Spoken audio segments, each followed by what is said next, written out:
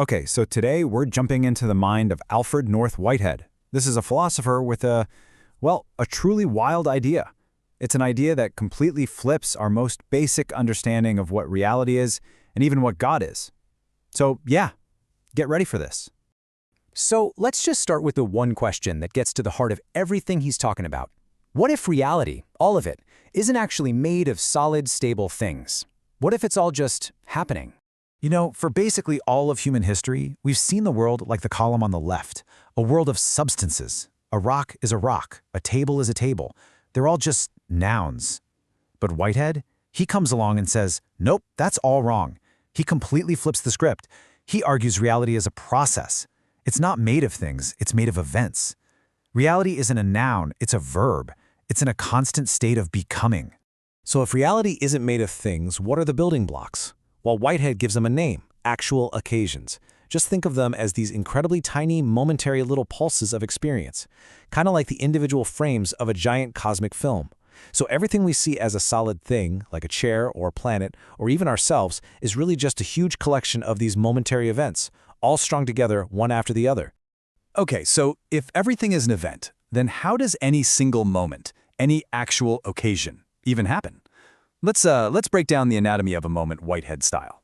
What's so fascinating here is that for Whitehead, every single moment is this little act of creation. So first, a new event sort of inherits everything that came before it. It feels the data from the entire past universe.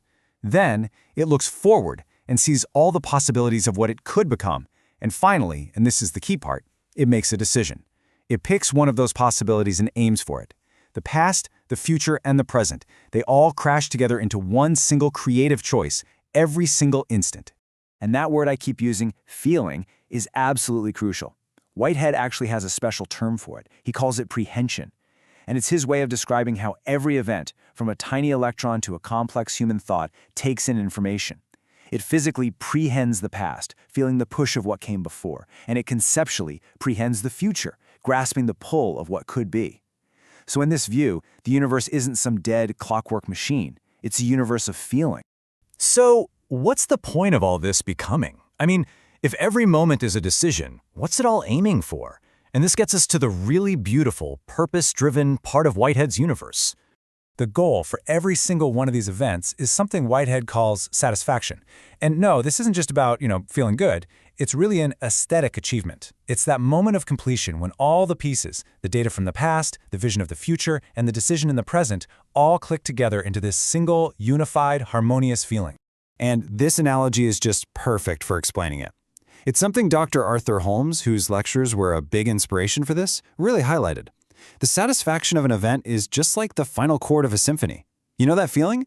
When all the different melodies and tensions finally resolve into one single, complete, beautiful sound?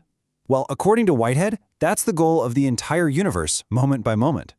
Now, here's where we make the big pivot. If everything in reality works this way, what about God? Well, as Dr. Holmes puts it so well, Whitehead says God is not the exception to these rules. In fact, God is the perfect example of them. So if reality is a process, God has to be a process too. Not some static king sitting on a throne outside of time, but the ultimate, all-encompassing, everlasting event. Let's dig into how that actually works. Whitehead breaks God down into three distinct natures. Now, I know this might sound a little complicated at first, but trust me, this is where the whole system just clicks together beautifully. Just watch what happens when we lay these three natures right on top of the anatomy of a moment that we just learned. And there it is, the big aha moment.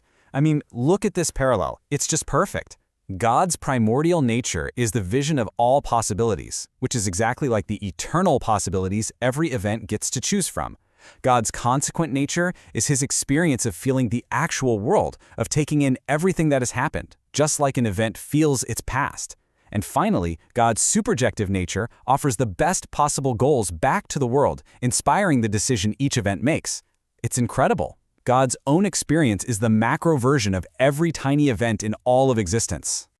So what does all this mean? Well, it completely reimagines our idea of God's power. If God works inside the process, not outside of it, then God isn't some coercive dictator. He's something much, much more subtle and, frankly, more beautiful. To really get this, we have to understand two different kinds of cause.